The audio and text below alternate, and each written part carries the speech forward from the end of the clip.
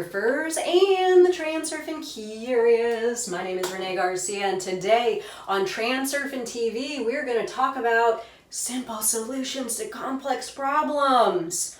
Oh my god, it's actually so much easier than we are led to believe it is, because pendulums love to convince us that our problems are very, very complex, and you might as well accept it because it's too complex to figure out and it's just going to be a waste of energy for you to try. So you may as well just accept your problem or continue fighting with the pendulum to try to solve it, because in doing this, the pendulum gets even more energy from you and keeps you in a very narrowed sector of the alternative space where you just continue to bleed your energy out. Sounds horrible, right?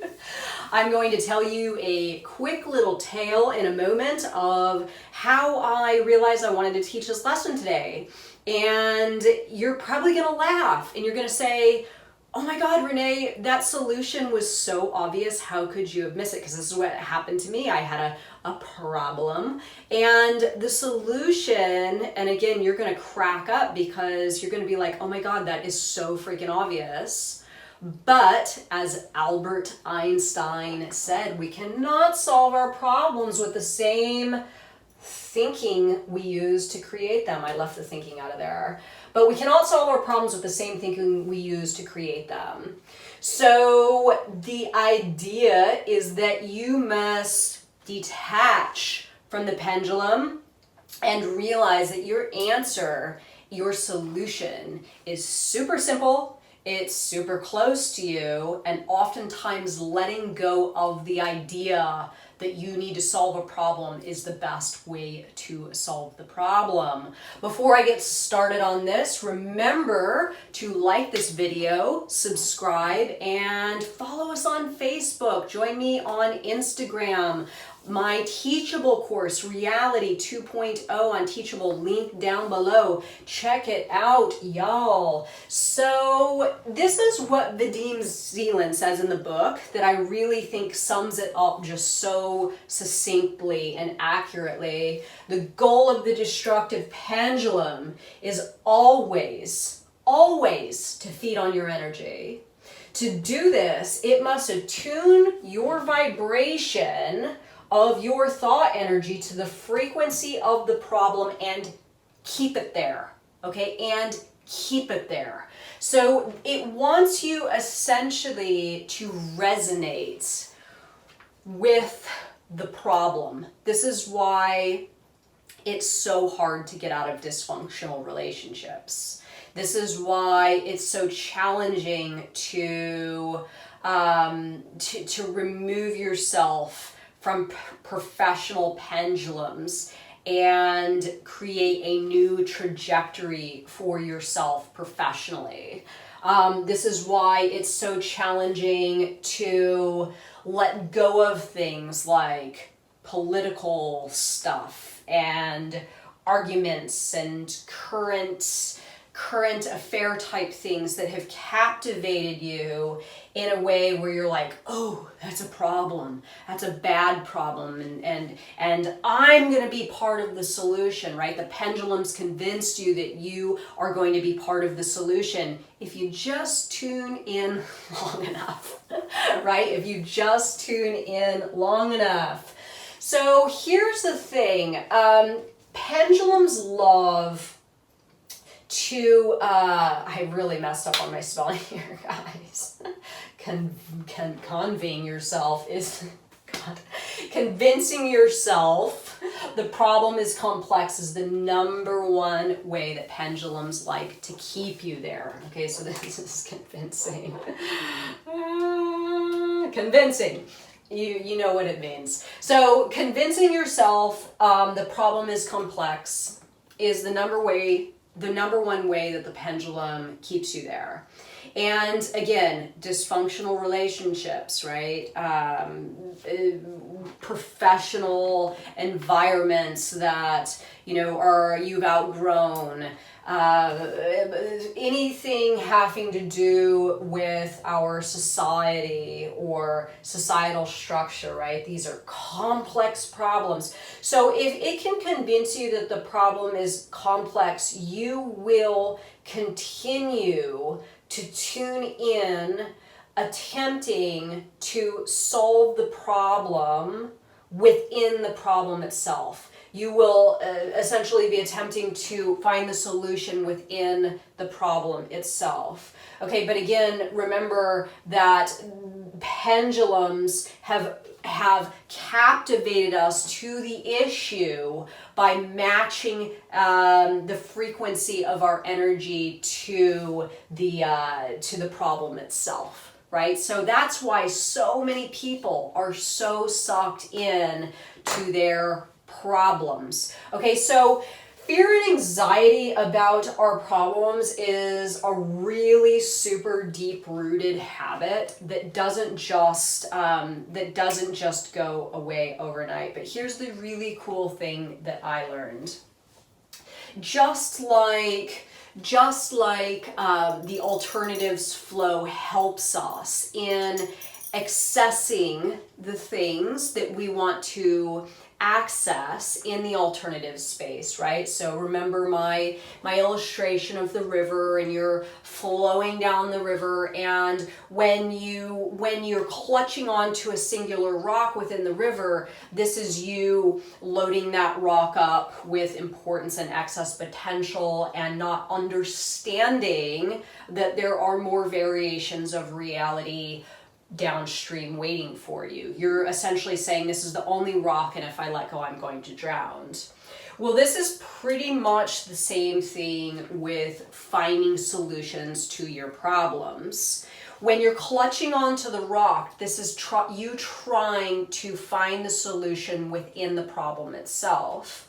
And oftentimes, if you can just let go of the idea that there's even a problem at all, not only do you start to realize that a lot of the problem is just you perceiving there's a problem. Okay, so the feeling disturbed about something, feeling like something isn't right and you've got to change something, or somebody that doesn't treat you the right way, or some circumstance about your reality or your relationship to it is wrong and it needs to change. Now, if you can just move into a place of acceptance and really just let the problem exist without you actively trying to seek out a solution, that is exactly when the solution pops up. So it's almost like letting go of that rock. You have the ability, and moving with the alternatives flow, you have the ability to connect with information that is going to either help you solve the problem, or maybe just move on from the problem, right? Sometimes it's as simple as that. Problems aren't always solvable, but you can remove yourself from the problem, and therefore the problem ceases to exist. So remember that pendulums keep us focused on a very narrow sector of reality. And again, the reason for this is because when you're in that narrow sector of reality and you don't understand what I'm talking about with letting go of the idea that there's a problem and flowing in to, the alternative space, going with the alternatives flow, when it convinces you, the pendulum, whatever it is, this could be a person, this could be, a big entity in your life of some kind, energetic entity, this could be even just a way of thinking, whatever, when it's convinced you that this is the only version of reality that there is, you won't let go of that rock. You will continue to hold on to that rock and give that pendulum all of your energy, and continue with that relationship. So a few ways to see yourself out besides just letting go of the problem and letting the solution come to you. So first is I see myself, I see my reality, right? I see myself, I see my reality. I see that the pendulum has convinced me that there is a problem, and it is my response to that pendulum's very compelling story they're telling me. It's my response to that's actually creating the problem. Now again, one of the things that I love to say is how to tell if a problem is a real problem or just a problem in your head is everyone else experiencing it. So people come to me and they're like, oh, I've got this huge problem, right? Blah, blah, blah, blah, blah, blah, blah, something about politics and COVID and this and that, and I don't know how to get out of this. And I'm like, well, that's not a problem I have, right? Because my importance levels and my connection to that pendulum is so minimal that I'm not experiencing that problem. So if you are running on something being a problem, yet nobody else in your general, that's around you, if they're not seeing it that way, then it may just be a problem in your mind, right? So again, a real problem would be like your house is on fire and your family's trapped inside, and all your neighbors are outside screaming and yelling because they want to help get your family out. So this is a real problem because lots of people are experiencing this version of reality and something immediate needs to happen. But mostly problems just exist in our minds and not in other people's minds. So if I have a problem, my neighbor isn't experiencing my problem because the problem solely exists in my mind. Okay, so seeing yourself and seeing your reality and seeing that, your problem is probably just some unhealthy attachment to a pendulum, okay? So the simplest way out of that is to rent yourself out, let the pendulum believe that it's getting your energy when really you have woken up to exactly what is I'm talking about, and you are no longer playing the puppet to the pendulum. Solutions are oftentimes the closest and easiest thing to us. So are you in an abusive, dysfunctional relationship and you're like, oh my God, it's so complex and this really sucks and what am I going to do and there's no way out and blah, blah, blah. And the answer, the solution is leave. Right? The simplest solution is oftentimes the best solution, as Vadim Zeland says. Be empty to the problem and ask for the solution from your external environment, and then lower your levels of importance and let go of it, right? I'm not going to view this as a problem in my life today because it's really just in my mind and it's some unhealthy attachment to a pendulum that I have not checked properly, right? So what can I really do if I'm really seeking out a solution to this thing? Let go and let the solution present itself. Again, the alternatives flow sort of scenario, right?